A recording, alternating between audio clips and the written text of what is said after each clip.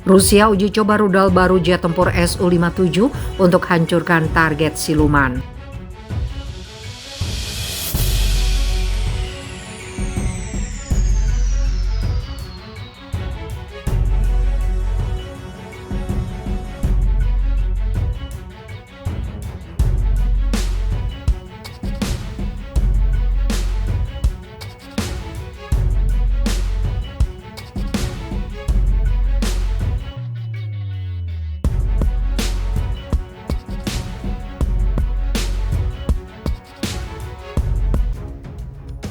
Rusia uji coba rudal baru jet tempur Su-57 untuk hancurkan target siluman.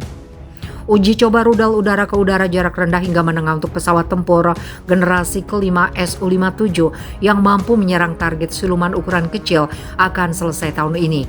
Pengiriman rudal direncanakan akan dilakukan pada akhir tahun. Rudal udara ke udara jarak kecil hingga menengah telah direkayasa oleh Biro Desain Vimpel, bagian dari Tactical Missiles Corporation, dan dirancang untuk melengkapi platform pesawat Su-57 canggih dan kapal induk lainnya, jelas Menteri Pertahanan Jenderal Angkatan Darat Sergei Shoigu.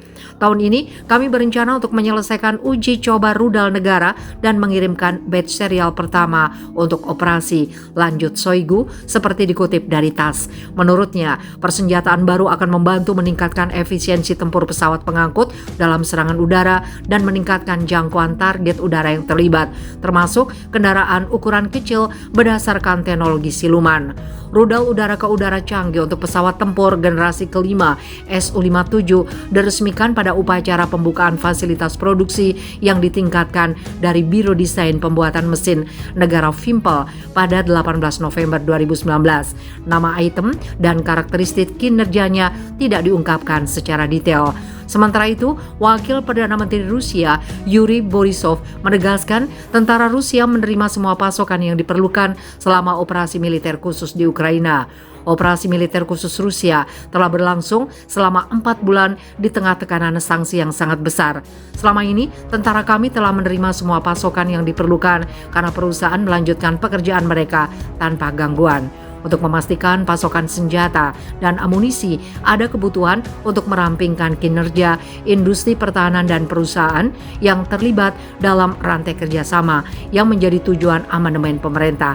Lanjut Borisov, pertemuan pleno Duma Negara Rusia, Majelis Rendah Parlemen. Uji coba rudal udara ke udara jarak rendah hingga menengah untuk pesawat tempur generasi kelima Su-57 yang mampu menyerang target siluman ukuran kecil akan selesai tahun ini. Pengiriman rudal direncanakan akan dilakukan pada akhir tahun. Rudal udara ke udara jarak kecil hingga menengah telah direkayasa oleh Biro Desain Vimpel, bagian dari Tactical Missiles Corporation, dan dirancang untuk melengkapi platform pesawat Su-57 canggih dan kapal induk lainnya, jelas Menteri Pertahanan Jenderal Angkatan Darat Sergei Shoigu.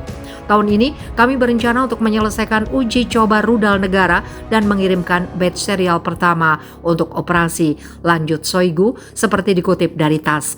Menurutnya, persenjataan baru akan membantu meningkatkan efisiensi tempur pesawat pengangkut dalam serangan udara dan meningkatkan jangkauan target udara yang terlibat, termasuk kendaraan ukuran kecil berdasarkan teknologi siluman. Rudal udara ke udara canggih untuk pesawat tempur generasi kelima Su-57 diresmikan pada upacara pembukaan fasilitas produksi yang ditingkatkan dari Biro Desain Pembuatan Mesin Negara Vimpel pada 18 November 2019. Nama item dan karakteristik kinerjanya tidak diungkapkan secara detail.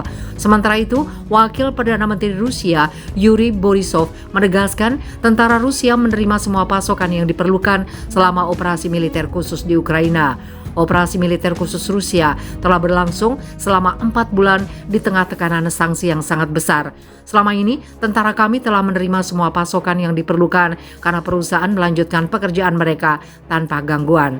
Untuk memastikan pasokan senjata dan amunisi, ada kebutuhan untuk merampingkan kinerja industri pertahanan dan perusahaan yang terlibat dalam rantai kerjasama yang menjadi tujuan amandemen pemerintah. Lanjut Borisov, pertemuan pleno Duma Negara Rusia, Majelis Rendah Parlemen.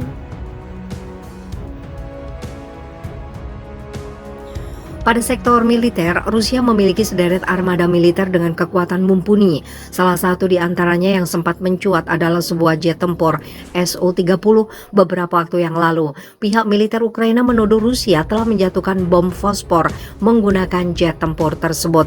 Dalam sejarahnya, Su-35 awalnya dikembangkan sebagai modifikasi dari seri Su-27 Flanker dilansir dari Military Factory. Pesawat tempur ini mencakup kerangka desain dari Su-27, namun selain itu juga ada peningkatan daya operasionalnya. Su-30 menjadi evolusi dari Su-27.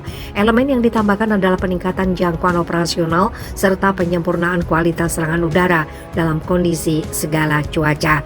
Dengan tambahan tersebut, jet tempur Rusia ini bisa digunakan untuk misi patroli keamanan udara dan serangan darat sesuai kebutuhan. Tenaga penggerak Su-30 berasal dari 2 kali mesin turbofan Saturnus AL-31F yang dipasang di bagian bawah pesawat. Selain itu, jet ini memiliki fitur pemanasan ulang atau afterburner yang memungkinkan bertambahnya kecepatan dalam waktu singkat.